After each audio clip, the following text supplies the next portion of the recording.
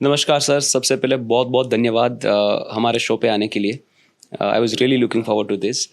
Sir, ये podcast मैं एक सीरीज़ के अंतर्गत कर रहा हूँ जहाँ पे मैं कश्मीर की जम्मू कश्मीर की बातें करने वाला हूँ, जो पहलगाम के अटैक्स हुए और उसके बाद जो भारत की जवाबी कार्रवाई हुई, उसके परिप्रेक्ष्य में ये मैं कॉन्वर्जेसन कर रहा हूँ और अलग अलग फील्ड से लोगों के साथ कॉन्वर्जेसन कर रहा हूँ। ये पॉडकास्ट सबसे महत्वपूर्ण है बिकॉज आप सरकार से नज़दीक है और पॉलिसी लेवल पे क्या सोचा जा रहा है, जम्मू कश्मीर के विकास के लिए क्या सोचा जा रहा है, वो भी हम बातें करेंगे। सर, सबसे पहले तो गुजरात की ऑडियंस आपको ज़्यादा देखेगी क्योंकि मेरी ज़्यादातर ऑडियंस गुजरात की है।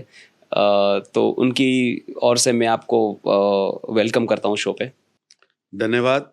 गुजरात अपने पंजाब के बाद सबसे नज़दीक मेरे गुजरात है, क्योंकि गुजरात ने काफ़ी समय काम सीखा है, चाहे वो 2007 का चुनाव हो, 12 का हो, 17 का हो या 22 का हो। तो मैं महीनों गुजरात में घूमा हूँ और गुजरात के कार्यकर्ताओं से सीखने के लिए बहुत कुछ मिलता है। गुजरात वैसे भी एक ऐसा राज्य है जिसके अंदर कई फ्लेवर है और वो सभी फ्लेवर मिलके मीठी मिर्ची से लेकर कड़वी मिर्ची तक, दाहोद से लेकर पोरबंदर तक सभी कलर है, इसलिए बहुत कलरफुल है। यस सर, इसलिए हमारे मोदी जी ने जब टूरिज्म का कैंपेन किया था गुजरात का, तब वाइब्रेंट गुजरात ये सूत्र दिया था। It's very vibrant state sir. Thank you so much. Sir, आपने जम्मू कश्मीर में ज़मीनी स्तर पे बहुत काम किया है, तो पहले अगर लोगों को कॉन्टेक्स्ट दे दे कि आपका वहाँ पे क्या काम रहा है as the in charge of the state for BJP, उसके बाद फिर मैं जो मेरे क्वेश्चन है वो शुरुआत करूँगा। जो आपने गुजरात की बात कही, मैं समझता हूँ इस सदी के 3 बड़े नायक गुजरात की धरती ने दिए। महात्मा गांधी, सरदार वल्लभ भाई पटेल, नरेंद्र मोदी और अमित शाह। ये 4 ऐसे नायक हैं जो गुजरात की धरती ने भारत की राजनीति में हमें दिए हैं। और आज आजादी के बाद और आजादी से पहले अगर इन्हें 2 अध्यायों में मान लें, तो जो पहला अध्याय है आजादी से पहले वाला और आजादी के कुछ साल तक का, तो महात्मा गांधी जी का और सरदार पटेल का योगदान भुलाया नहीं जा सकता। लौह पुरुष कैसे देश की सभी रियासतों को इकट्ठा करते हैं और देश के किसान से लेकर देश के हर फील्ड में काम करने वाले को प्रेरणा देते हैं, एक भारत श्रेष्ठ भारत की कल्पना देते हैं। वहीं दूसरी तरफ पोरबंदर से निकलकर जो महात्मा गांधी ने पूरे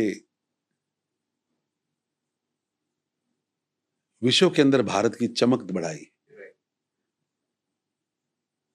और भारत की सोच को पूरे विश्व तक पहुंचाया, उनका भी देश के महापुरुषों पर, देश के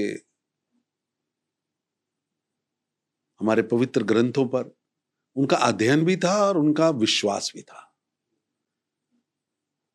तो देश की आजादी में बहुत लोगों का योगदान है। वो करतार सिंह सराभा का भी है, वो चंद्रशेखर आजाद का भी है, वो भगत सिंह का भी है, वो तांत्या टोपे का भी है, वो महारानी झांसी का भी है। एक लंबी लड़ाई हमने लड़ी है, महाराणा प्रताप का भी है, छत्रपति शिवाजी महाराज का है। मराठा सैनिकों ने जो किया है, सेनापतियों ने जो किया है, भुलाया नहीं जा सकता। उसमें महात्मा गांधी और सरदार पटेल का बहुत बड़ा योगदान है। और दूसरी तरफ देश की आजादी के बाद प्रधानमंत्री नरेंद्र मोदी जी ने देश की राजनीति को जो दिशा दी है, मैं समझता हूं it is a historical turning point of Indian politics. अंतरराष्ट्रीय मंच पर भारत की छवि भी बदली है, भारत की दमक भी बदली है।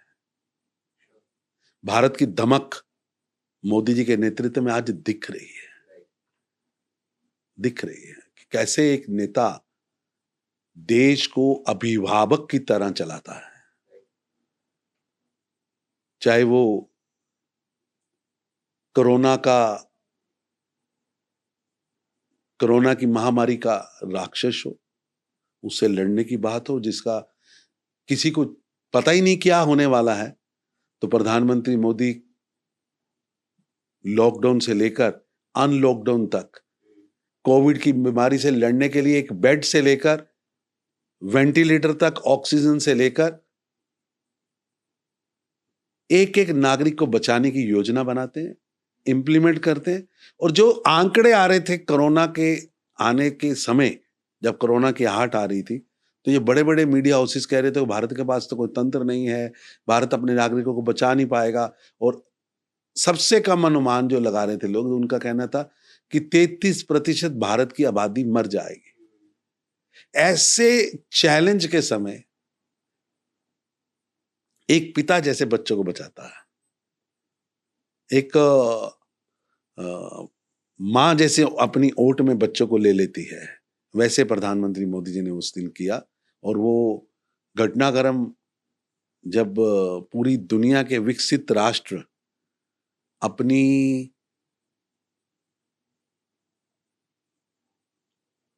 उनमें अकड़ थी कि हमारे पास सबसे ज्यादा साधन है, और वो घुटनों पर आए और हमने अपने नागरिकों की रक्षा भी की, उनको भोजन भी दिया, उनको अगर ऑक्सीजन चाहिए तो ऑक्सीजन दी, अगर वेंटिलेटर चाहिए तो वेंटिलेटर दिया, अपने नागरिकों को बचाया भी।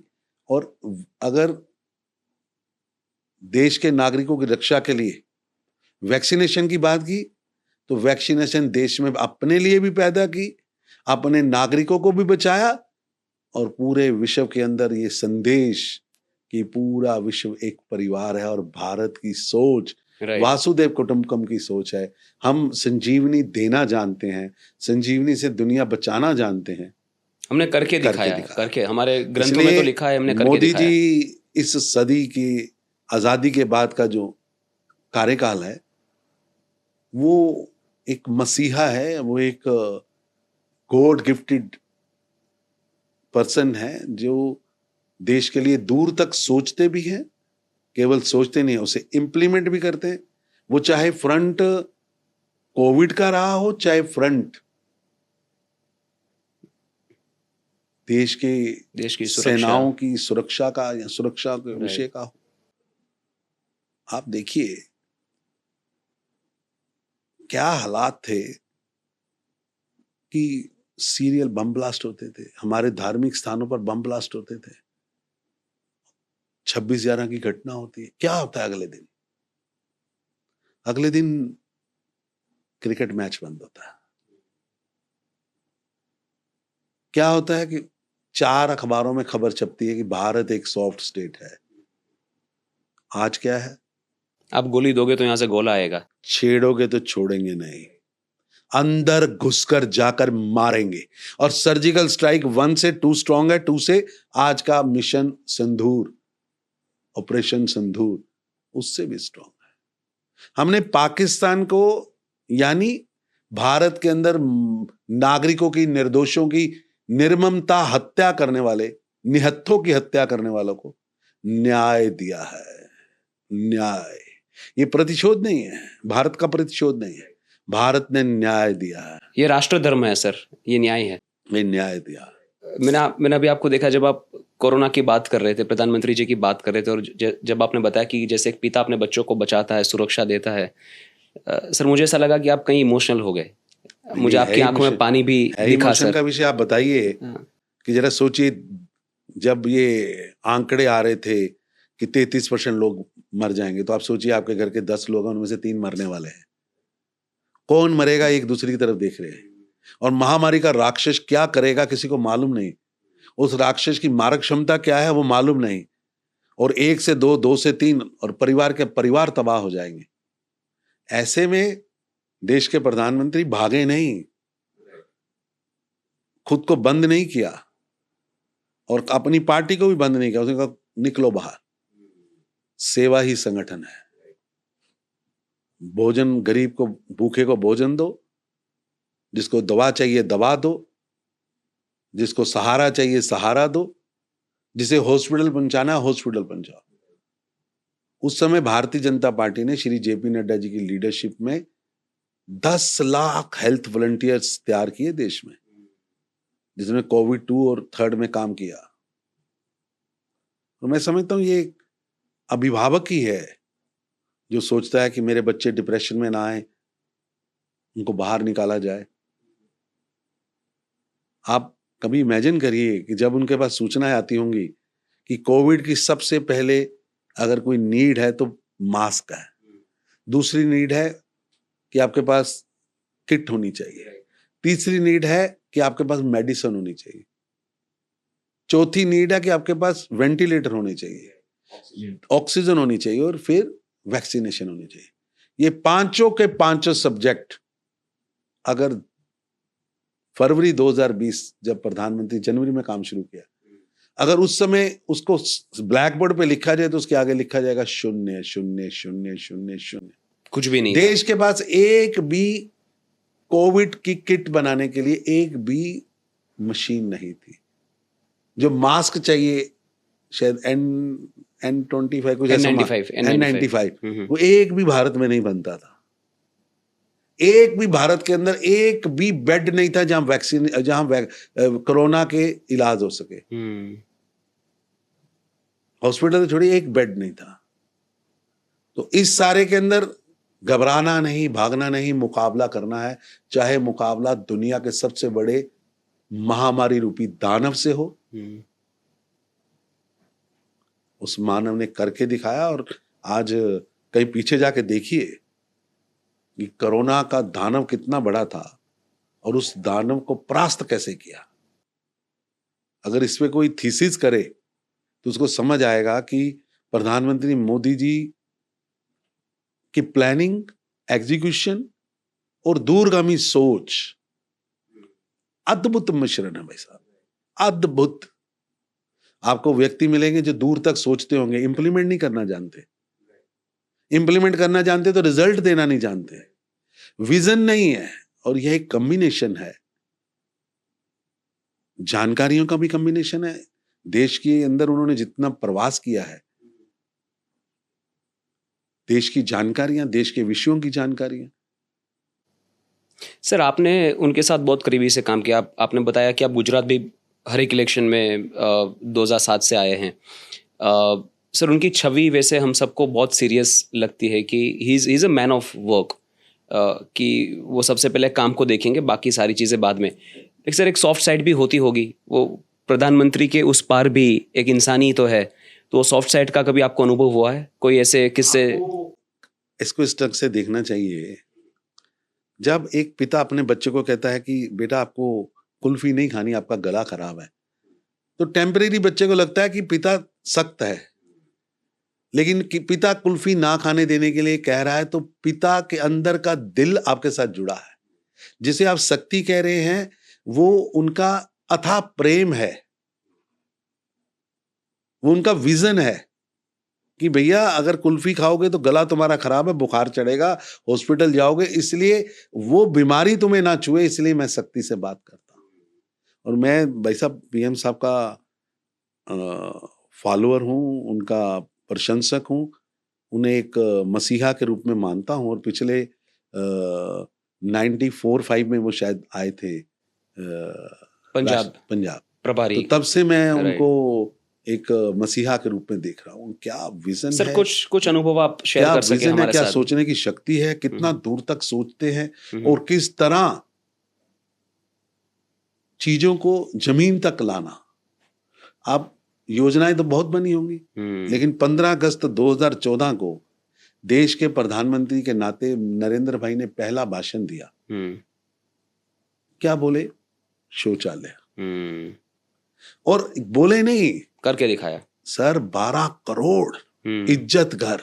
राइट। अगर आप मानिए कि उसको अगर 3 बहनें इस्तेमाल करती हों, माँ बेटी 2 बेटियां, 3 बहनें इस्तेमाल करती हों, तो 36 करोड़ बहनों को इज्जत कर दिया।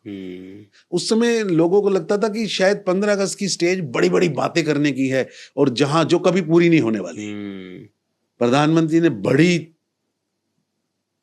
जनसंख्या को प्रभावित करने वाली बातें की, कि इतनी देश छोटी के बात भी। नागरिकों के इम्पावर्ड करने की बात करी। राइट। रसोई गैस, हम्म।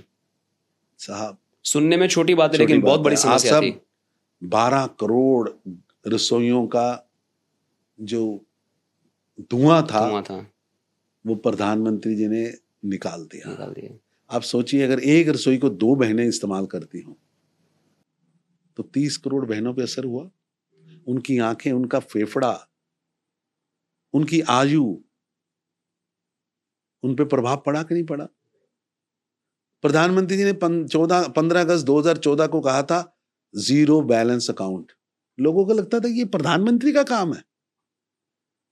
62 करोड़ गरीब बैंक तक पहली बार पहुंचे। 62 करोड़ जीरो बैलेंस। और ये कहना स्टेज पर आकर कि जिसकी जेब में पैसा होगा उसका भी बैंक अकाउंट खुलेगा, जिसकी जेब में पैसा नहीं होगा उसका भी खुलेगा। और आप मानिए कि बैंक का गेट साहूकार के लिए खुलता था। यानी देश की वित्तीय संस्थाओं का सबसे बड़ा दरवाजा है बैंक। तो बैंक का दरवाजा ही नहीं खुलता था। वो आपके सूट बूट और आपकी पॉकेट के अंदर कितना पैसा है वो बैंक के लिए बैंक का गेट खुलता था।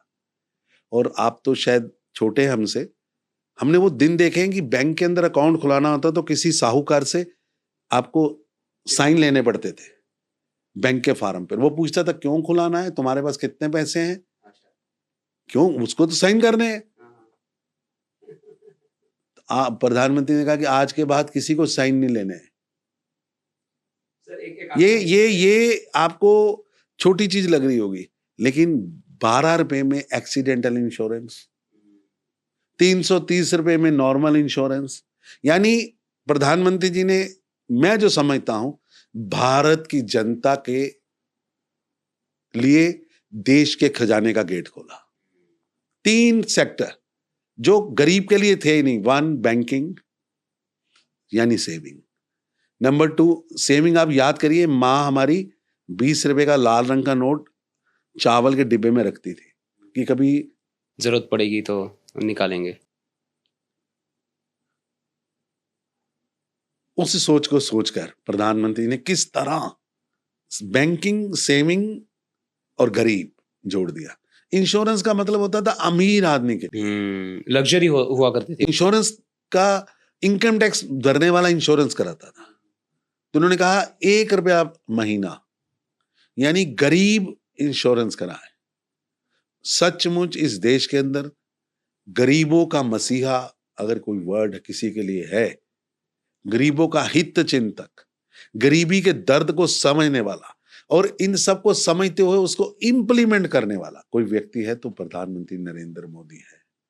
टिश्यू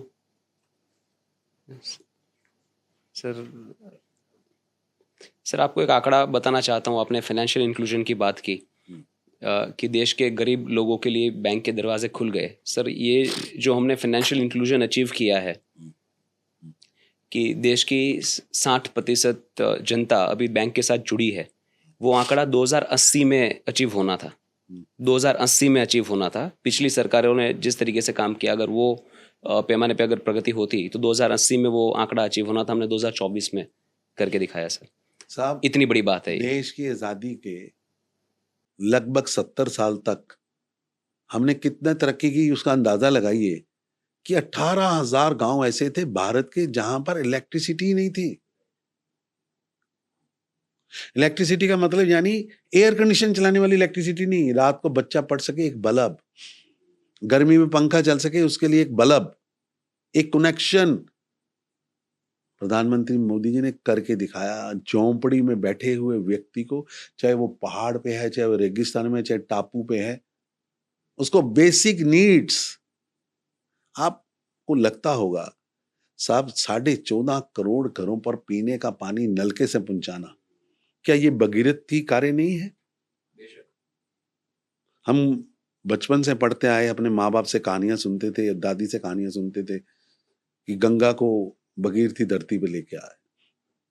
जो काम भगीरथी जी ने गंगा पे लाने का किया था, उस जल को यानी अमृत को यानी पवित्र जल को 14 करोड़ 50 लाख से ज्यादा घरों में पहुंचाने का काम प्रधानमंत्री मोदी जी ने किया है। ये भगीरथी कार्य है कि नहीं है? सर यही काम का ट्रेलर उन्होंने गुजरात में दिया था, नर्मदा का पानी घर घर तक पहुंचाया। हम जब बड़े हो रहे थे तो लोग कहते थे परिवार के कि एक जनरेशन में नहीं, मकान यानी घर 3 से 4 जनरेशन में एक बार बनता है।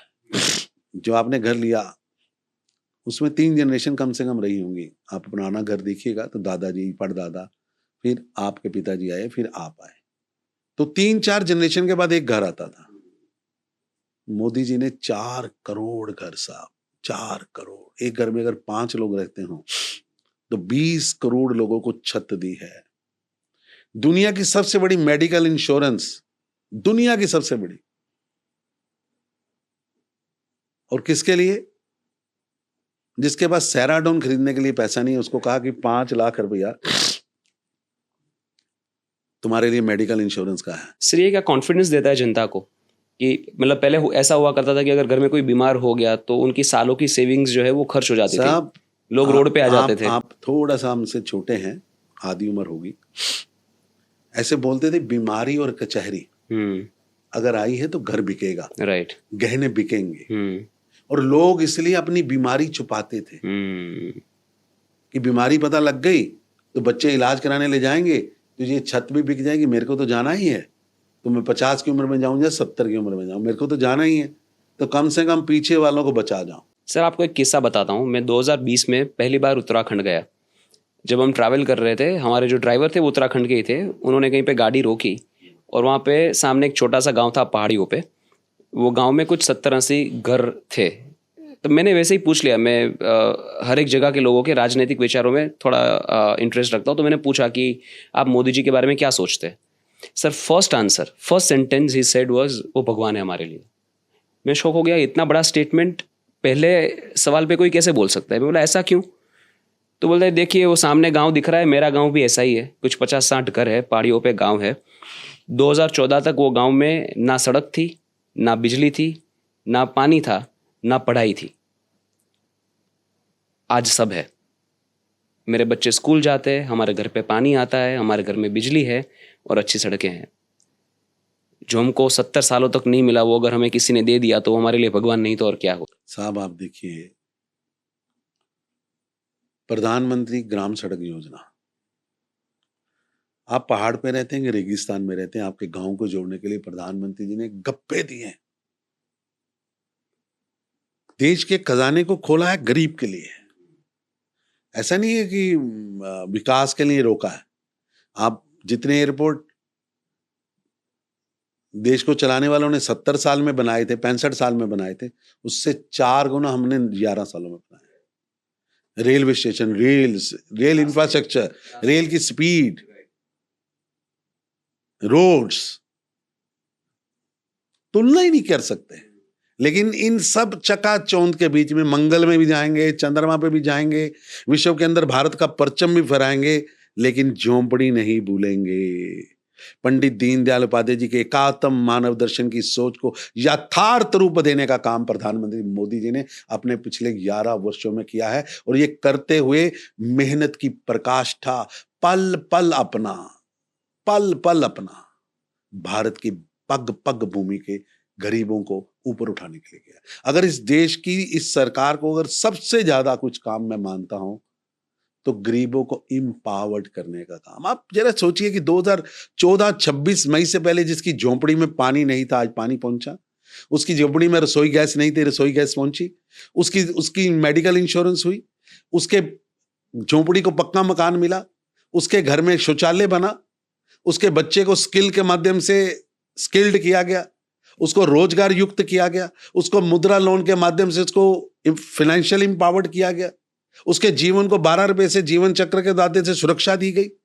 अगर इस टोटल एक झोंपड़ी के अंदर इस पैकेज को मानेंगे तो उसकी झोंपड़ी में बिजली, पानी, रसोई गैस, अगर उस यूनिट को मैं मानूं कि वो ही भारत है, तो उस भारत को जगाने का काम, जगाना यानी रोशनी, उस भारत में पानी का काम, नल, उस घर के शौचालय का काम, उस घर को रसोई का काम, पढ़ाई का काम, और सबसे इंपॉर्टेंट 80 करोड़ गरीबों में से कोई भूखा ना सोए। भाई साहब, दुनिया की सबसे बड़ी फ्री राशन योजना हमारी सरकार चला रही है, नरेंद्र मोदी की सरकार चलाई है, क्योंकि उसको पता है गरीबी किसे कहते हैं। राइट। 80 करोड़ को आप समझते हैं, लगभग पूरा यूरोप। ये जो लोग अपने आप को विकसित राष्ट्र कहते हैं, उन राष्ट्रों की 2 से 3 गुना आबादी कर लो, उसको तो हम फ्री राशन देते हैं भाई। कोविड की महामारी में अमेरिका में चित्रण था, लोग लूट रहे थे। दुनिया के बड़े बड़े कंट्रीज में राशन की दुकानें लूट रही थी, और यहां स्वयंसेवक, घर पे जाके वॉलंटियर्स, राइट, खड़का के दरवाजा पूछते थे, कुछ चाहिए तो नहीं। राइट, बहुत बड़ी बात है सर। और उसमें स्वयंसेवी संस्थाएं, जो भारत की बेसिक आत्मा है। दिशा प्रधानमंत्री ने दी, नेतृत्व प्रधानमंत्री ने किया, लेकिन प्रधानमंत्री पर दुनिया को इतना विश्वास था, भारत के लोगों को, लोगों ने गेट खोल दिए। अपने जितने धार्मिक संस्थान हैं, सबने गेट खोल दिया है, और वो किया है जो वर्ल्ड में एग्जाम्पल है कि 4 दिन का भोजन है मेरे पास, तो एक दिन में 4 लोग खाएंगे, कोई बात नहीं, कल का कल सोचेंगे, मोदी है तो पहुंचेगा। ये मोदी जी की सरकार के कई आयाम हैं, लेकिन ये सबसे महत्वपूर्ण आयाम है कि इस देश के गरीब को एड्रेस करना, और उस एड्रेस के माध्यम से स्कीम लाना, और उस स्कीम को आखिरी पायदान तक पहुंचाना, आखिरी पायदान। सर, आपका उनके साथ, प्रधानमंत्री जी के साथ कोई ऐसा पर्सनल किस्सा जो आप बता सके, जिसने आपको भावनात्मक तौर पे इंस्पायर किया हो? ऐसा है कि बहुत घटनाएं हैं, मैं उनको कई सालों से फॉलो कर रहा हूं, उनके पद चिन्हों को ही देखकर हम आगे बढ़ रहे हैं, लेकिन राष्ट्रभक्ति, मेरे को ज्यादा कारगिल की विजय हुई थी। कारगिल की विजय की अगले, जब कारगिल वॉर चल रही थी, तो वहां कौन कौन फौजी घायल है, किस हॉस्पिटल में है, उसके परिवार का व्यक्ति भारत के किस कोने में है, उसकी चिंता कर रहे थे, जमीन पर खुद काम करके। वो जम्मू कश्मीर, पंजाब, हरियाणा, हिमाचल के प्रभारी थे, केंद्र उनका चंडीगढ़ था, लेकिन वो उस समय करगिल में थे, द्रास में थे। एक एक फौजी से पूछना वो कहाँ का है, उसके घर पे क्या स्थिति है, और उन्होंने लोगों को प्रेरित किया कि जो शहीद हुए हैं, सरकार जो देगी। कारगिल की वर्षगांठ जो अगला साल आया, पहला साल, तब नरेंद्र भाई वहां थे द्रास में। तो वो इसलिए नहीं कि उस समय तो वो किसी लेजिस्लेटिव पद पे नहीं थे, देश के अंदर अपनी मिट्टी के लिए, अपनों के लिए तड़प, अपनों के लिए तड़प, देश के सैनिकों के लिए तड़प। हम लोगों को वो कहते थे कि भाई ये सेना यहां से जा रही है तो इसका रास्ते में स्वागत होना चाहिए। अगर सेना के लोग ट्रेन से जा रहे हैं तो, क्योंकि वापसी भी बड़ी थी, जब युद्ध समाप्त हुआ तो लोग वापस भी भेजेंगे, तो रिजर्वेशन है कि नहीं है ये मत देखो, वो देश का सिपाही है, सीमा का प्रहरी है, उसकी भूमिका देखो। सर, आपकी उम्र क्या होगी वो समय पे? मैं 28 साल का था जब प्रधानमंत्री जी वहां आए पंजाब में, तो मैं 24-23 साल का था। तो मैंने तो वेरी लकी यू आर। मैं समझता हूँ वो उस महापुरुष के, उस महामानव के एक मसीहा है भाई साहब, सच कह रहा हूं, मसीहा। आप कभी सोचिए, जो हमारी कमजोरी थी उन्होंने उसे ताकत बना दिया। लोग हमें कहते थे लड़खड़ाता हुआ भारत। अर्थव्यवस्था की स्थिति ऐसी थी कि हमारे एक प्रधानमंत्री जी को तो सोना गिरवी रखना पड़ा था। मैं एक बता रहा हूं। दूसरी हमारी कमजोरी थी भ्रष्टाचार। तीसरी कमजोरी ऐसी थी कि देश का प्रधानमंत्री खुद खड़े होकर कहते थे, राजीव गांधी जी, कि मैं 100 रुपया भेजता हूं, 85 रुपए चोरी होते हैं, 15 रुपए पहुंचते हैं। तो कुछ करो उसके लिए। नहीं, वो उन्होंने कमजोरी हाँ, गिनाई, गिनाई खुद की। मोदी जी ने कमजोरी समाप्त हटाई। करके उसको ताकत बनाया। राइट। वही डगमगाती अर्थव्यवस्था को प्रधानमंत्री मोदी जी ने भारत की ताकत बना दिया और उस अर्थव्यवस्था को मजबूत करके नीतियों के माध्यम से, दूरगामी सोच से, वही भारत जो 14वें 15वें नंबर पर था, आज विश्व की पहली 5वीं अर्थव्यवस्था बनी है। दुनिया की सबसे तेजी से बढ़ने वाली अर्थव्यवस्था बनी है, दुनिया की सबसे स्थिर अर्थव्यवस्था बनी है। कोविड हो या युद्ध हो, हमारी अर्थव्यवस्था नहीं हिलती। हिली नहीं, भूकंप रोधक बना दिया। जीरो टॉलरेंस ऑन टेररिज्म, लोग कहते थे भारत सफेद झंडा दिखाने वालों का देश है, चर्चा करने वालों का देश है, वार्ता करने वालों का देश है, बैठ के करने वालों का देश है। चित्रण बदल दिया। साहब कभी सोचिए कि सर्जिकल स्ट्राइक म्यांमार हो, या सर्जिकल स्ट्राइक बालाकोट हो, या उरी हो, या ऑपरेशन सिंदूर हो, छोड़ दो 26 मई 2014 से पहले, दिखाओ ना ऐसा कोई जो आज चर्चा करते हैं। क्या किया था 26/11 हुई थी? सर ऐसे तो क्या मजबूरी रही होगी तब कि हमने कुछ भी नहीं किया 26/11 में नेतृत्व की साहस ही नहीं था, धब्बू नेतृत्व था। आखिर सेनाएं काम करती, लेकिन सेनाएं किनके इशारों पर काम करती? कौन पीछे खड़ा था? ऐसा भी कहा गया साहब आप, मैं जम्मू कश्मीर देखता हूं, सीआरपी के जवान के हाथ में AK-47 है, सिर पर हेलमेट है, पूरी वर्दी डाली है, लेकिन चलाने का आदेश नहीं था। चौकी पे LMG लगी है, लेकिन ट्रिगर दबाने का आदेश नहीं था। और एक पत्थरबाजों की हजूम आता है, वो पत्थर मारता है, हूटिंग करता है, धक्के देता है, और वो हमारा सुरक्षा बल का जवान डिफेंस की बजाय ऑफेंस की बजाय डिफेंस करता है। मैंने ये भी सुना है, बहुत इंटरेस्टिंग चीज़ है कि अगर किसी फौजी के हाथ में वो टैटू हो, अगर ओम लिखा हो तो वो छुपाना पड़ता था, क्योंकि अगर किसी ने देख लिया तो पत्थर आएंगे। सब आप जरा सोचिए, वही चौक है लाल चौक, जहां ISIS का झंडा चढ़ता था, जहां पाकिस्तान का झंडा चढ़ता था। एक भी स्कूल नहीं था जहां राष्ट्रगान गाया जाए, तिरंगा चढ़ता हो। आज बताओ, कोई है पत्थरबाज?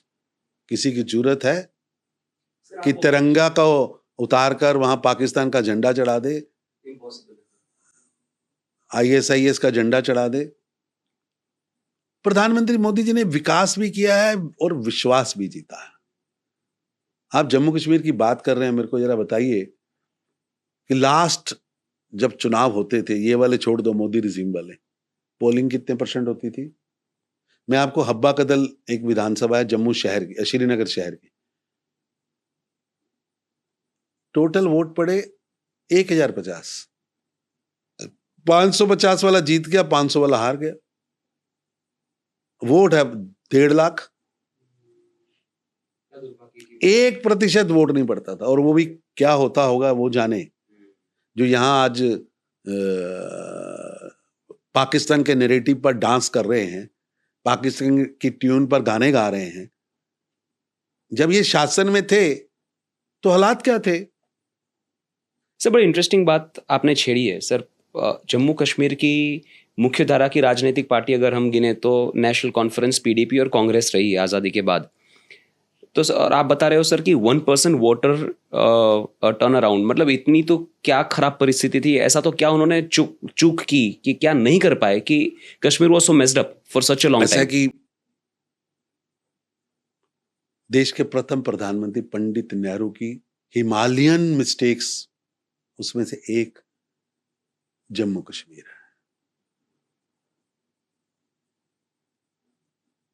जिस विभाजन पत्र पर जूनागढ़ भारत में आया, जिस विभाजन पत्र पर पूरे भारत के 500 से ज्यादा प्रदेश भारत में शामिल हुए, जो भारत का अंग थे, हमारे अंदर थे, उसी विलय पत्र पर जम्मू कश्मीर का विलय हुआ। तो आपने 370 और 35A का विशेष प्रावधान क्यों?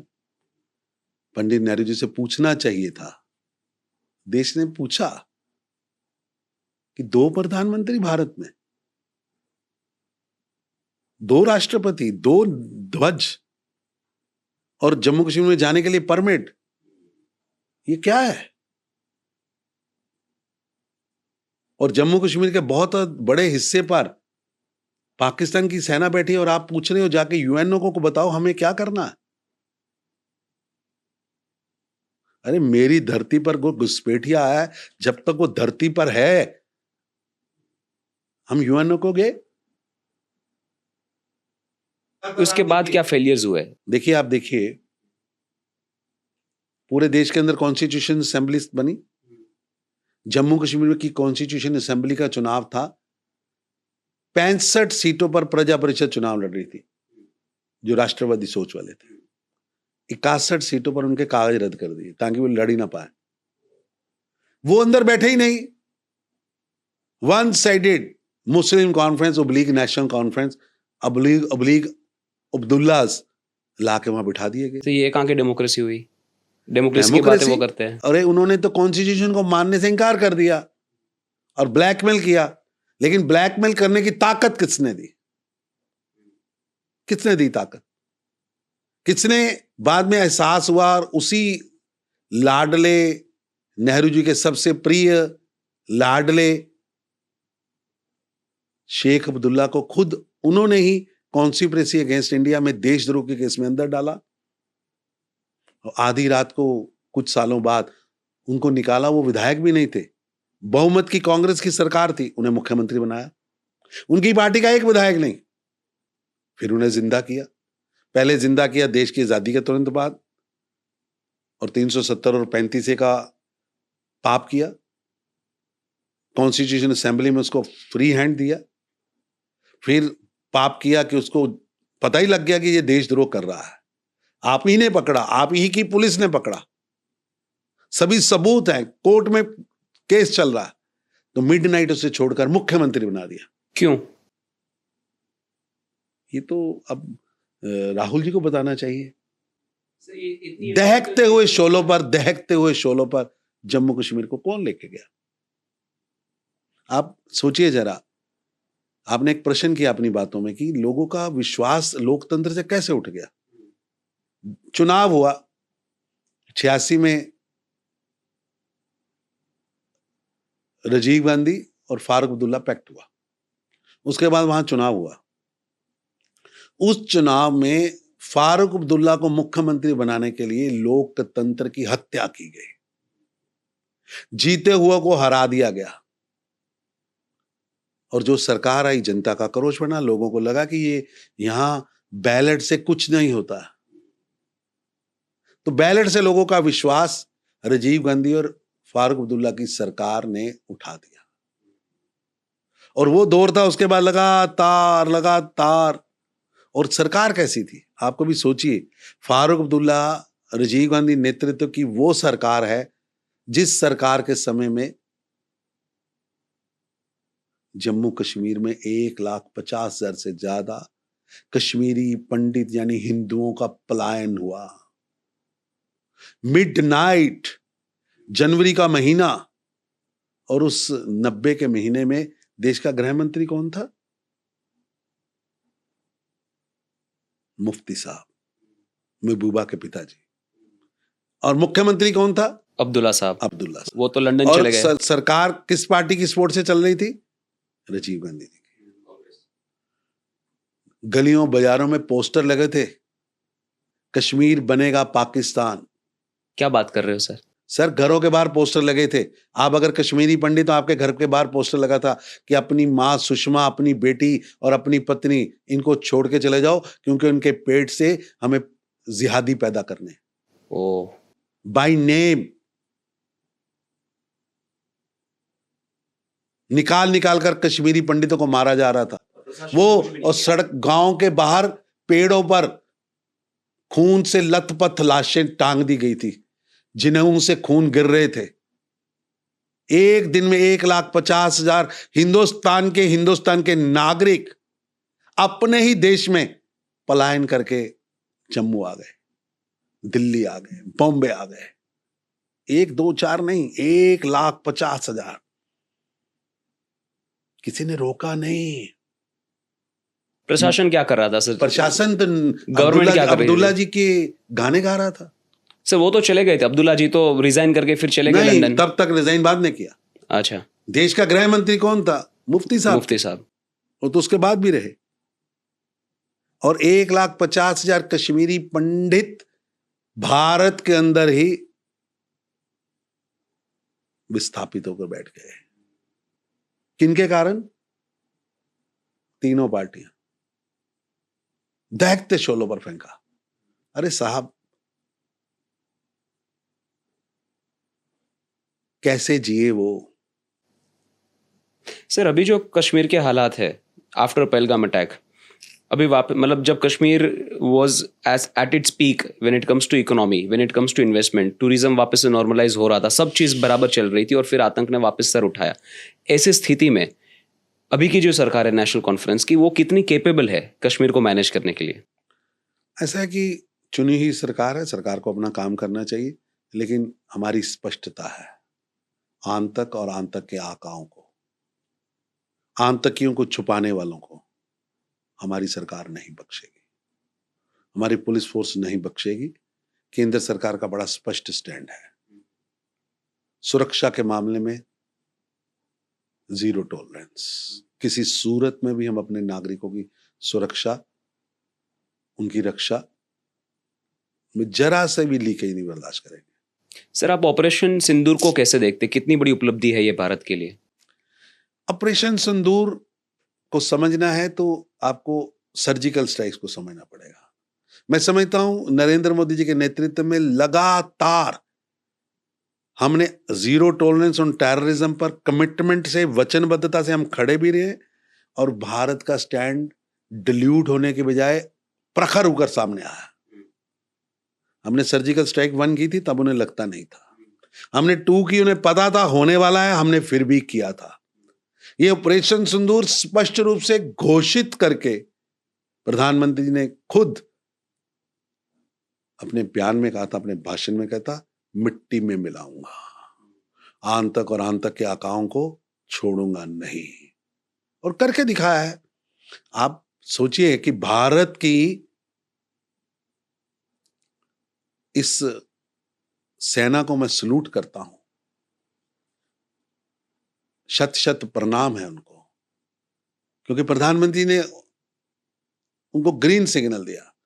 कैसे बदला लेना है आपको तय करना है, समय आपको तय करना है, नीति आपको तय करनी, युद्ध कहां करना है ये आपको तय करना, लेकिन निर्देशों की हत्या का बदला लेना है, न्याय दिलाना है, न्याय। और इसमें तो बिल्कुल स्पष्ट कर दिया प्रधानमंत्री। भारत पर इस बार उन्होंने ऑपरेशन सिंदूर के बाद 3 मंत्र दिए कि भारत पर पाकिस्तानी हमला हुआ तो करारा जवाब मिलेगा। वक्त हमारी सेना तय करेगी, तरीका भी हमारी सेना तय करेगी, और शर्त भी हमारी होगी। दूसरा, एटम बम की गीदड़ बक्कियों से भारत नहीं डरेगा, नहीं डरेगा। और तीसरा, हम आतंक के आकाओं और आतंक की सरप्रत सरकार को अलग अलग नहीं देखेंगे, उन्हें एक ही मानेंगे, उन्हें एक ही मानेंगे, एक ही मानेंगे। पाकिस्तान का ये स्टेट हो या नॉन स्टेट एक्ट, ये खेल अब नहीं चलेगा। पूरी दुनिया में पाकिस्तान की पोल खोलने के लिए हमारी 7 प्रतिनिधि मंडल आज विश्व के अलग अलग देशों में गए, और स्पष्ट कर दिया भारत के प्रधानमंत्री ने, स्पष्ट कर दिया। सर ये जो नया डॉक्ट्रिन है भारत का कि हम एक्ट ऑफ टेरर को एक्ट ऑफ वॉर मानेंगे, मतलब हम स्टेट और नॉन स्टेट एक्टर्स में डिफ्रेंशिएट नहीं करेंगे। अगर पाकिस्तान से कोई भी आतंकी हमला भारत पे हुआ, सर भगवान ना करे अगर भविष्य में पहलगाम जैसी कोई घटना होती है, तो भारत की जवाबी कार्रवाई क्या होगी with the new doctrine in place? Bharat की सेना की धमक, शौर्य की धमक, साहस की धमक आज पाकिस्तान के अंदर घर घर में गूंज रही है। साहब, बावलपुर कभी गूगल करिएगा कितने किलोमीटर अंदर है? 200 किलोमीटर से ज्यादा, पाकिस्तान के हार्ट में, हार्ट तो पाकिस्तान। वो कहते थे कि कभी भारत यहां पहुंच नहीं सकता। कराची, लाहौर, इस्लामाबाद, 9 आतंकी ठिकानों को मिट्टी में मिलाया है। 100 से ज्यादा आतंकवादी मारे गए हैं, 10 से ज्यादा बड़े आतंकवादी मारे गए हैं। और ये कोई छोटा काम नहीं है। और एक भी सिविलियन, चाहे वो भारत का हो चाहे पाकिस्तान का हो, हमारी सेना ने निशाना नहीं बनाया। एक भी सिविलियन को टारगेट नहीं किया, एक सिविलियन बस्ती को टारगेट नहीं किया। इसके विपरीत पाकिस्तान लगातार उसने प्रयास किया, भारत के नागरिकों को, धार्मिक स्थलों को टारगेट बनाया। लेकिन मैं भारत की वीर सेना को सलूट करता हूं कि पाकिस्तान की एक भी मिसाइल भारत की धरती नहीं छू पाई, आकाश में समाप्त कर दिया। एक भी ड्रोन, मैं कभी एक भी ड्रोन जमीन पर नहीं गिरने दिया। और लोग आज, कांग्रेस के नेता कह रहे हैं जी वो आपने जो मिसाइल चलाई थी वो इतने लाख रुपए की थी। अरे दुश्मन का मुकाबला करते समय भारत की सेना रेट लिस्ट निकालकर गोला बारूद मिसाइल नहीं चलाती। दुश्मन की नीयत देखकर, दुश्मन की संख्या देखकर, दुश्मन को जवाब देने के लिए, अपने निर्दोष निहत्थे नागरिकों का न्याय लेने के लिए चलाती है। और हमने न्याय लिया है। सर, आर्टिकल 370 जब हटाया गया, बड़ा ही एक हिस्टोरिक स्टेप था। 10-15 साल पहले अगर हम सोचे तो हिस्टोरिक और साहसिक, बड़ा ही साहसिक, मतलब ऐसा लगता था 15-20 साल पहले अगर सोचे तो इम्पॉसिबल बात लगती थी कि ये कभी होगा ही नहीं। सर, 1 अगस्त 2019 का फारूक अब्दुल्ला साहब का बयान है कि मोदी 10 जन्म भी पैदा हो जाए तो 370 नहीं तोड़ सकता, 35 इंच। अरे साहब, मैं सचमुच खुश हूं। फारूक अब्दुल्ला साहब, आधी बात तो आपकी मोदी जी ने पहले जन्म में कर दी। 370 भी तोड़ दिया और 35। और भगवान आपके मुंह में घी शक्कर, मोदी 10 बार पैदा हो और 10 बार ही भारत की सेवा करें, प्रधानमंत्री बने। 370-35 से क्या है भाई साहब? मोदी जी ने 370-35 के साथ साथ आतंक के अड्डों को, आतंक के इरादों को, आतंक की सोच को मिट्टी में मिलाया है। इतना ही नहीं सर, आई थिंक इसका विकास से भी बड़ा नाता है। मतलब मोदी जी चाहते हैं कि घाटी में भी विकास हो, वहां के युवाओं को भी अपॉर्चुनिटीज मिले। तो सर, विकास के तौर पे क्या काम हो रहा है? इसे 370 से पहले और 370 के बाद इस तरह देखिए। 370 से पहले क्या था? पत्थरबाज, आप किसी पे केस नहीं चला सकते थे। और 26 मई 2014 से पहले हालात क्या थे? कभी राहुल गांधी से पूछना चाहिए आपको, एक पॉडकास्ट उनका भी करिए कि राहुल गांधी जी, यासीन मलिक जो प्रेस इंटरव्यू में कहते हैं हाँ मैंने नौसेना के लोगों को मारा, मैंने इतने कश्मीरी पंडित मारे, आप उसका फोटोशूट करा रहे हैं प्रधानमंत्री मनमोहन सिंह के साथ। प्रधानमंत्री कार्यालय में रेड कारपेट बिछता है, गले मिल रहे हैं, उनके अटैची पहुंचाए जाते हैं, उनको मिनिमाइज करो। अरे आज वो यासीन मलिक जेल में चक्की पीस रहा है। सर, वो कभी बाहर नहीं आएगा, राइट? मेरा ये कहना है, ये सोच का दफन करना, इस सोच को दफन करना है। आज क्या है भाई साहब? कांग्रेस पार्टी के अंदर कौन है? भारत तेरे टुकड़े होंगे इंशाअल्लाह इंशाअल्लाह, अफजल गुरु हम शर्मिंदा है, तेरे कातिल जिंदा है। ये नारा लगाने वाले दिल्ली से कांग्रेस पार्टी की टिकट पर चुनाव लड़ते हैं, इंडी गठबंधन के स्टार प्रचारक बनते हैं।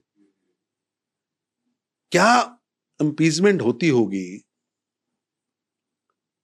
कितनी लीपापोती कांग्रेस करती थी कि एक बयान आता था, एक रात पहले बाटला कांड होता था, आतंकवादी मारा जाता था, आतंकवादी के मरने के बाद एक ऑफिशियल प्रेस रिलीज आती थी कि श्रीमती सोनिया गांधी सारी रात रोती रही कि एक आतंकवादी मर गया है। आतंकवादी मरने पर श्रीमती सोनिया गांधी जी की आंखों से आंसू निकलते हैं। दंतावाड़ा में 200 से ज्यादा सुरक्षा बलों के जवान शहीद होते हैं, कभी आंख से आंसू निकला? क्योंकि आपको माओवादियों का वोट चाहिए, मार्क्सवादी पार्टी की सपोर्ट चाहिए, जिहादी मानसिकता का वोट चाहिए, इसलिए जिहादियों के हाथों से शहीद होने वाले सैनिकों के लिए आपकी आंखों से आंसू नहीं निकलता? कभी बयान आया कि 26 जना की घटना हुई और श्रीमती सोनिया गांधी सारी रात रोती रही? क्यों? सर बयान आया था दिग्विजय सिंह का, कुछ और ही आया था। इसीलिए भाई साहब आपको समझ आना चाहिए, before Modi and after Modi. Before थी तो 70 और आफ्टर 370। आज पहले वहां एक बड़ा उद्योग था पत्थरबाज, आज पत्थर भी वही है, युवा भी वही है। युवा भी वही है।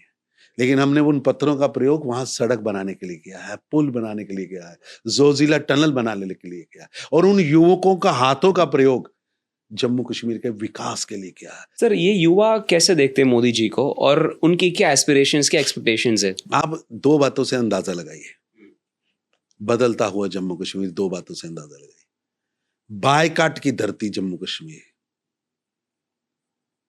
और आज भारी पोलिंग की धरती। ये विश्वास, लोकतंत्र पर विश्वास, भारत के संविधान पर विश्वास, ये पहली बार हुआ, पहली बार। कोई चुन के आया, प्रश्न ये नहीं है लोग घर से निकले, वोट का बटन दबाया। ये वोट का बटन दबाने का मतलब है भारत के लोकतंत्र पर विश्वास। ये वोट के बटन को दबाने का मतलब है भारत के कॉन्स्टिट्यूशन पर विश्वास, और ये विश्वास कौन लेके आया? नरेंद्र मोदी जी।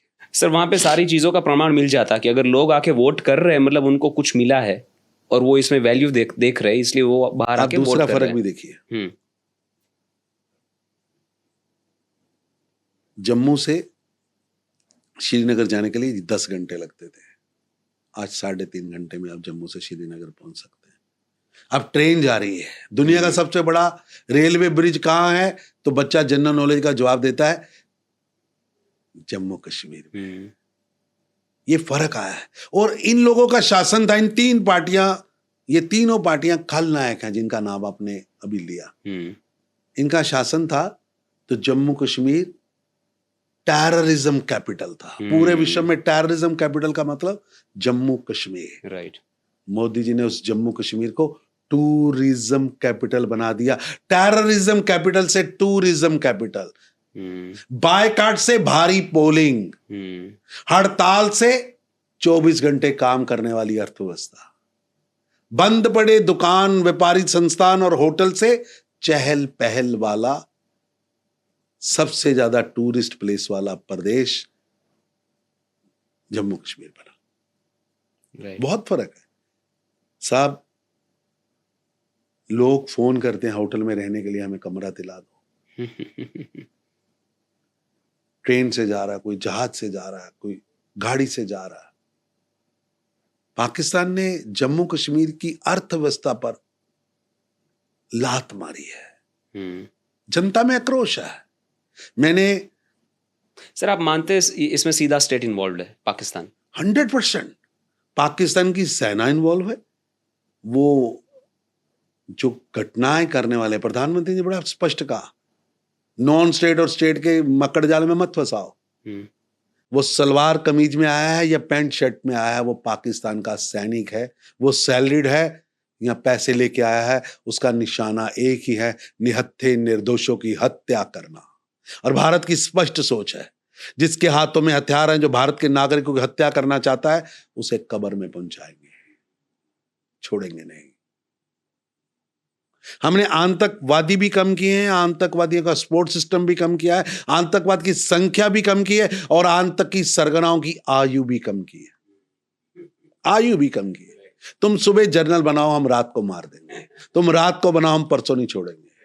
जो भारत के नागरिकों की हत्या करेगा वो बख्शा नहीं जाएगा। प्रधानमंत्री नरेंद्र मोदी जी की स्पष्ट सोच है, जीरो टॉलरेंस ऑन टेररिज्म। और ये भी स्पष्ट कर दिया पाकिस्तान को, टेरर और ट्रेड एक साथ नहीं होंगे, और टेरर चलाने वाला बख्शा भी नहीं जाएगा, और टेरर करने वाले के साथ टॉक नहीं होगी। अगर तुम खून बहाओगे तो पानी नहीं बहेगा, नहीं बहेगा। इतनी स्पष्टता देश की आजादी के बाद किसी प्रधानमंत्री ने दी है, और भारत की नीति में दी है, वो प्रधानमंत्री नरेंद्र मोदी है। तो दिल गर्व से सीना फूल जाता है। मैं तो सीमावर्ती क्षेत्र का रहने वाला हूं। हमने आतंकवाद को नजदीक से देखा है, लाशों को उठते हुए देखा है। जम्मू कश्मीर में मैं लगातार देख रहा था कि लोग प्रधानमंत्री मोदी जी के प्रति एक अथाह प्रेम लेकर बैठे थे। आप अभी चुनाव का गणित कुछ भी हो, लेकिन इन तीनों पार्टियों ने कहा था चुनाव से पहले कि ये चुनाव 370 और 35A पर रिफरेंडम है। और मैं गर्व से कहता हूं नेशनल कॉन्फ्रेंस से 1,60,000 वोट ज्यादा रेफरेंडम में भारतीय जनता पार्टी को मिले, नरेंद्र मोदी जी को मिले। सीटों का गणित छोड़िए, वोट की बात करता हूं। और जनता ने आज तक की हाईएस्ट सीटें बीजेपी को दी। बीजेपी का हमने ही अपना टारगेट तय किया था पिछली बार, हमने ही उसी गोल को दोबारा अचीव किया है। सर, जैसे आर्टिकल 370 हटना एक ऐसी घटना थी कि लोगों ने कभी सोचा ही नहीं था कि ये हो सकता है। सर, वैसे ही पीओके का वापस आना अभी ऐसे ही, मतलब सालों से ऐसा लग रहा है कि ये कभी होगा या भी नहीं होगा। क्या कभी ऐसा दिन आ सकता है कि हम सुबह उठे और पीओके भारत का हिस्सा हो? ऐसा कि बहुत दुख होता है जब देश की एक बड़ी पॉलिटिकल पार्टी का नेता 2019 में सदन में खड़े होकर पूछता है कि क्या पीओके भारत का हिस्सा है। मैं हैरान था कि अखिलेश यादव, जिसके पिताजी देश के रक्षा मंत्री रहे, वो खुद मुख्यमंत्री रहे, सांसद हैं, और ऐसी बातें कर ऐसी बात पीओके पीओजेके की पग पग भूमि हमारी है और ये हमारी कमिटमेंट है, पूरे सदन की कमिटमेंट है कि उसे भारत में वापस लाना है। पाकिस्तान उस पर जबरन बैठा है, जबरन बैठा है। ये पूरा क्षेत्र मां शारदा का क्षेत्र है, एजुकेशन का क्षेत्र है। जिस तरह नालंदा, तक्षशिला, उसी तरह शारदा, तीनों माओं ने, तीनों धरतियों ने इस देश में संस्कृति और शिक्षा का प्रचार प्रसार किया है, देश की सोच को डेवलप किया है। इसलिए पीओजेके की पग पग भूमि मेरी मातृभूमि है, मेरी कर्म भूमि है, मेरे पितरों की भूमि है, मेरी राष्ट्र की भूमि है। उसे भारत में लाना हम सबका दायित्व है और भारत की सदन की एक मुश्त कमिटमेंट है, वो जरूर पूरा होगा। राइट सर, जब अमित शाह जी ने गरज के संसद में ये बोला था, बड़ा अच्छा लगा कि इतनी क्लियरली गवर्नमेंट बता रहे हैं कि ये हमारी कमिटमेंट है, ये this is what we believe कि वो भारत का हिस्सा है और ज़रूरत पड़ी तो जान दे देंगे उसके लिए। सर, आपने अमित शाह जी के साथ भी काम किया है नज़दीकी से। मैं जानना चाहता हूँ कि उनका व्यक्तित्व, उनकी कार्यशैली कैसी है, क्या सीख सकते हैं उनसे? मैं एक आपके शब्दों को ठीक करता हूँ कि मैंने प्रधानमंत्री मोदी जी के साथ काम नहीं किया, मैंने उनका अनुसरण किया है। वो मेरे से बहुत बड़ा व्यक्तित्व है, ये दोनों ही बहुत बड़ा व्यक्तित्व है और इनसे सीखने को मिलता है। मैंने इनका अनुसरण किया है, इनको फॉलो किया है। ये मेरे नेता हैं दोनों। प्रधानमंत्री मोदी जी को तो मैं बचपन से एक नायक के रूप में देखता आ रहा हूं। और आपने अमित भाई की बात की है, तो वो हमारे राष्ट्रीय अध्यक्ष थे, मैं उनके टीम में सदस्य था, मंत्री था, और उसके बाद भी महामंत्री के नाते भी हर विषय पर उनका मार्गदर्शन मिलता है। कैसे मोदी जी ने उनको गढ़ा है, कैसे तराशा है, और उनकी बातचीत में प्रधानमंत्री मोदी जी का अक्स दिखता है। क्या बात कर रहे हो सर? क्लैरिटी दिखती है। मतलब जिस तरह उनके सोचने का दायरा, उनकी सोचने की सोच, काम करने की क्षमता, पूरा अक्स नरेंद्र भाई का उनमें दिखता। और मेहनत की तो इन दोनों भाइयों से कोई कंपैरिजन कर ही नहीं सकता। मेहनत वर्ड छोटा है, मेहनत की प्रकाष्ठा, जैसे नरेंद्र भाई में मेहनत की प्रकाष्ठा, वैसे ही अमित भाई के अंदर एक काम को पकड़ना है तो एंड तक पहुंचाना है। और मैं देश का गृह मंत्री हूं, ये कभी उन्होंने अपने सिर पे इसका भार नहीं रखा है। मैं देश की सेवा में हूं, और क्योंकि मैं जम्मू कश्मीर में उनको काम करते देखा है भाई साहब, वो देश हित में समय की सुई को बंद कर देते हैं, घड़ी साइड पर रख देते हैं कि ये देश का काम है तो रात 3 बजेंगे कि 4, ये मैटर मत नहीं देखो, करता। करना है तो करना है। और कई मौकों पर मैंने देखा है कि किसी लोकल एमएलए को फोन करो तो उसका फोन स्विच आता है। तो मैंने तो प्रैक्टिकल देखा है कि अगर कोई मुसीबत है, राष्ट्रीय कार्य है, तो पहली बेल पे रिस्पॉन्स आता है, पहली बेल पे रिस्पॉन्स। और रिस्पॉन्स हेलो वाला नहीं आता, क्या चाहिए, क्या करना है, इसकी क्लैरिटी। तो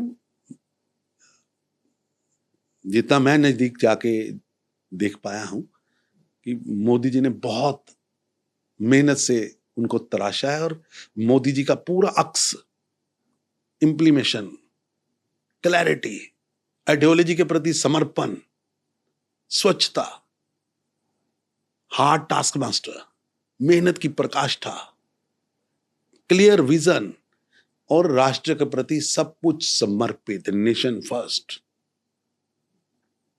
नेशन फर्स्ट। ये कई बार मुद्दे आए होंगे, मैंने देखा उनको, तो उनके सामने स्पष्ट होता है कि पार्टी या देश, तो देश पहले, देश पहले। बहुत कुछ सीखने वाला भाई साहब। ये आप कभी सोचिए कि बुश जब 9/11 हुआ था तो बुश प्रेसिडेंट थे, तो बुश किसी स्कूल के अंदर बच्चों से मिल रहे थे जब उनको ये पता लगा। लेकिन ऑफिशियली अमेरिका सरकार का पहला प्रतिनिधि ट्रेड टावर्स के पास कोई पहुंचा था तो मिस्टर बुश थे। अभी ये घटना हुई है, प्रधानमंत्री जी बाहर थे, विदेश प्रवास में थे, रुक सकते थे, रात मिडनाइट वापस आए, और जितनी देर में आने में समय लगा, अमित भाई को कहा आप तुरंत पहुंचो। और उस जंगल के अंदर प्रधानमंत्री मोदी जी के प्रतिनिधि के रूप में देश के गृह मंत्री अमित शाह खड़े हैं। अभी खून से लथपथ जमीन है, लोगों के मन में गुस्सा है, लेकिन भारत का प्रतिनिधि, पहला पहुंचने वाला देश का गृह मंत्री है। अभी आतंकवादी जंगलों में घूम रहे हैं, किसी के भी निशाने पे हो सकते हैं, लेकिन परवाह किए बिना ग्राउंड जीरो पर पहुंचना और जनता के दुख को यहां लेके आना और न्याय दिलाना, भाषण नहीं, न्याय। अब सोचिए, जब 9 ठिकाने ध्वस्त हो रहे थे, तो जिन 26 लोगों के घर के व्यक्ति गए थे, जिस विधवा का सिंदूर उजड़ा था, वो कैसे फील कर रही थी। सुबह सुबह बाइट आ रही थी लोगों की, टीवी पर आके कह रहे थे आपने हमारा बदला लिया, और वो भी सिंदूर मिटाने निकले थे, और मोदी जी ने उन्हें मिट्टी में मिला दिया। सिंदूर नहीं, तुम्हें मिट्टी में मिलाया है। और 10 हार्डकोर टेररिस्ट, 100 से ज्यादा बड़े टेररिस्ट मारे, और दुनिया को भी बता दिया और पाकिस्तान को भी बता दिया कि भारत की पहुंच, भारत की मार पाकिस्तान के कोने कोने में है, और पनाहगाहों को, आतंक के सरगनाओं को और आतंक को चलाने वाली सरकारों को बख्शेंगे नहीं। सब हमारे निशाने पर है, सब निशाने पर है। ये गौरव का दिन है साहब। मैं तो हैरान होता हूं कि कुछ नेता, कुछ मंद बुद्धि, कुछ बाल बुद्धि पाकिस्तान के इशारों पर काम कर रहे हैं। आपने भी एक पाकिस्तान जासूस पकड़ी है, मल्होत्रा। क्या है, वो पाकिस्तान का गाना गा रही थी। तो जो लोग ऐसे समय में, जब भारत के सर्वदलीय शिष्टमंडल भारत का पक्ष रखने के लिए और पाकिस्तान का घिनौना आतंकी चेहरा सबको दिखाने के लिए विदेश की धरती पर है, और आप भारत के अंदर प्रेस कर रहे हैं, भारत की वीर सेना से प्रश्न पूछ रहे हैं, देश के सिपाहियों से, देश के जर्नल से हिसाब मांग रहे हैं। शर्म आनी चाहिए। एक तरफ भारत की वीर गाथा दुनिया गा रहा है, एक तरफ भारत की धमक से पाकिस्तान के अंदर भूकंप आया है, और आपके प्रतिनिधि, सर्वदलीय प्रतिनिधि, भाजपा के नहीं, सरकार के नहीं, भारत के प्रतिनिधि भारत के डंके की चोट पे पूरे विश्व को बताने निकले हैं, और यहां कांग्रेस और चुटभइये नेता, इंडी गठबंधन के नेता यहां भारत की वीर सेना पर प्रश्न उठा रहे हैं, ग्रेनेड, बम और मिसाइलों की रेड लिस्ट निकाल रहे हैं। शर्म आनी चाहिए आपको तो।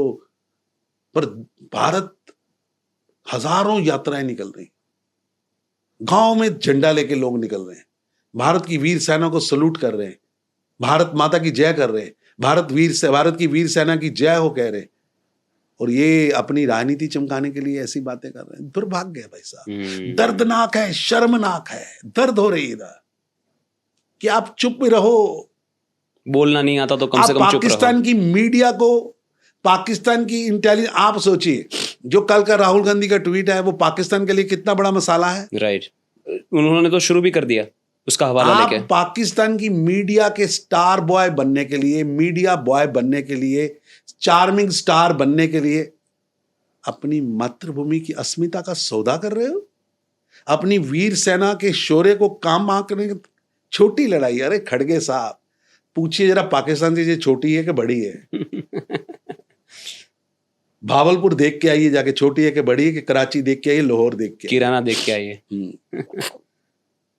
ये कांग्रेस में एक फैशन बन गया है कि अपनी सेना, अपनी संस्कृति, अपने इतिहास को गाली देना। ये मोदी जी ने वैसे परसेप्शन बदल दिया, परसेप्शन ही बदल दिया। अब विकास भी और विश्वास भी और संस्कृति भी और भारत का मान सम्मान भी। आर्थिक मोर्चा हो तो भी हम पाकिस्तान को चोट कर रहे हैं, जल का मोर्चा हो तो शायद इन मिसाइलों से ज्यादा दर्द आने वाले समय में पाकिस्तान को पानी पर होने वाली है। 100% त्राही कर रहा है। राइट, 6 प्रतिबंध लगाए हैं, ट्रेड और टेररिज्म नहीं चलेगा, बंद ट्रेड। आज पाकिस्तान को समझ आ रहा है, पाकिस्तान के इंडस्ट्रियलिस्ट, इकोनॉमिस्ट सब समझ रहे हैं कि ये मार पाकिस्तान को सदियों तक सहनी है। आने वाली नस्लों तक ये याद रहेगा कि उन्होंने भारत के निर्दोषों की हत्या की थी, निहत्थों की हत्या की थी, और भारत की नरेंद्र मोदी की सरकार ने उसे डिप्लोमेटिक फ्रंट हो, इंटरनेशनल फ्रंट हो, सुरक्षा का फ्रंट हो या बंगाल का फ्रंट, हर ओर से चोट की है और करारा जवाब दिया है। Right sir, thank you so much for having this conversation. मैं यहाँ से पर्सनली बहुत कुछ सीख के जा रहा हूँ। सर, आपकी हर बात में मुझे देशभक्ति दिखती है, आपकी हर बात में। आपकी आंखों में आंसू आ गए 3-4 बार ये बातें करते करते। तो सर, अगर कोई व्यक्ति दिल से फील करता हो देश के लिए तभी ये हो सकता है। तो इट्स वेरी एविडेंट। सर, मेरे पास शब्द नहीं, मैं आपको क्या बताऊं। ये हमने सब आरएसएस की मिट्टी से सीखा है। 100% सर। जो देश के अंदर इतना बड़ा स्वयं सेवकों का संगठन है, उसने दुनिया में अपने देश के लिए काम करने वाले लोगों को पैदा किया। आपको हर फील्ड में, हर देश में अगर भारत की मिट्टी, भारत के महापुरुषों से प्यार करने वाला व्यक्ति मिलेगा तो वो समझ जाइएगा कि उसको संघ की मिट्टी लगी। राइट, 100%। Thank you. और मेरी तो फिलॉसफी भाई साहब स्पष्ट है, नेशन फर्स्ट हमें गुड़ती में मिला है, और हमें गुड़ती में हमारे गुरुओं ने कहा है, नानक नाम चढ़दी कला, तेरे पाने सरबत दा पला, तेरा पाना मीठा लागे, हर नाम पधारत नानक मांगे। क्या बात। तो जो उन्होंने कहा है हम तो उसको उसकी चढ़दी कला और तेरा बहाना मीठा लागे, तो फिर डरना किस बात का। गीता का संदेश ही ये है, राइट। गीता का संदेश ही ये है। बहुत बड़ी बात है sir. Thank you so much sir, बहुत बहुत धन्यवाद। आई होप ये मैसेज ज़्यादा से ज़्यादा लोगों तक पहुँचे कि देश के लिए एक सोच कैसी होनी चाहिए, देश के प्रति कमिटमेंट कैसा होना चाहिए। नागरिक के तौर पे जब हमारे नेता इतना कर रहे हैं, नागरिक के तौर पे हम भी बहुत कुछ कर सकते हैं, तो हमें करना चाहिए। और ख़ास करके जो एंटी नेशनल प्रोपोगंडा है उसको समझ के उसका विरोध भी करना चाहिए, ये हमारी जिम्मेदारी है। Thank you sir. धन्यवाद।